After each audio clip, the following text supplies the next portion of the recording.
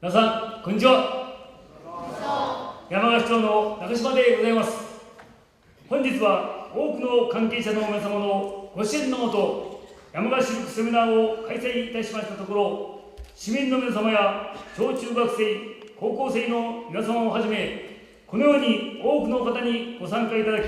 心からお礼を申し上げます。山鹿市における養蚕の歴史を紐解きますと、古くは江戸時代中期に遡ります。当時、肥後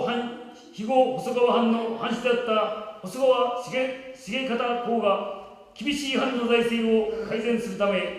養蚕業を藩内に普及されることとされ、重方公の命を受けて養蚕を学び、熊本中に広めたのが、現在の川町に住んでいた島池石です。今も下目の地区には開古神社があり、当時の島市の遺徳をたたえ祀られているものです。さらに明治期になると、現在の蒲本町生まれで近代養蚕業の開祖と言われる長野俊平氏の登場により、養蚕業は最盛期を迎えます。全国指折りの産地であった熊本の中でも、山鹿蒲本地域は最大の生産地でありました。しかしながら、日本の近代化を支えた養蚕業も昭和中期以降、輸入品の増加による国産シルクの需要減や養蚕農家の高齢化による廃業などにより、衰退の一途をたどります。現在では山鹿市内に2軒の養蚕農家を残すのみとなっています。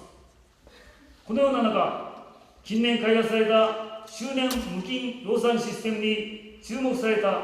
株式会社あつまるホールディングスでは、新たにシルク産業の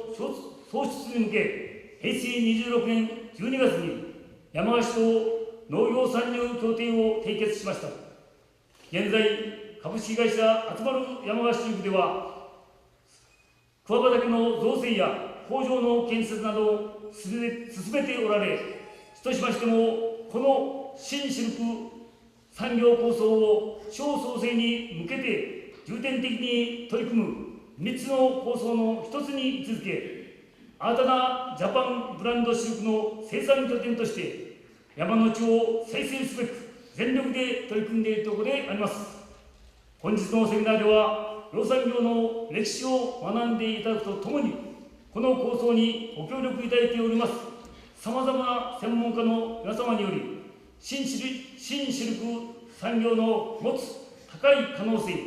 将来展望などについて講演やパネルディスカッションを行っていただき、参加いただいております皆様も初めてお聞きになる話が多いかと思いますので、ぜひ最後までお付き合いいただければ幸いに存じます。最後になりますが、今年4月の熊本地震から7ヶ月余りが過ぎました。この地震では、熊本市周辺や阿蘇地域を中心に140名を超える尊い人命が失われ、家屋の倒壊や道路の寸断など、深刻な被害をもたらしました。被災されました皆様に謹んでお悔やみとお見舞いを申し上げます。ここ山鹿市は、地震による直接的な被害こそ軽微であったものの、観光面での落ち込みなど、大変懸念いたしております。震災からの復旧、創造的な復興は、山鹿市を含めたすべての熊本県民にとって何よりも重要な課題であります。私は、被害が軽微であった山鹿市であるからこそ、やるべきことはあると考えます。それは、この新シルク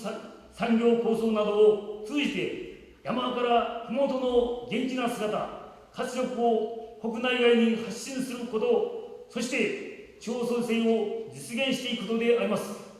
山鹿が麓全体をリードするという気概で全力で取り組んでまいりますので、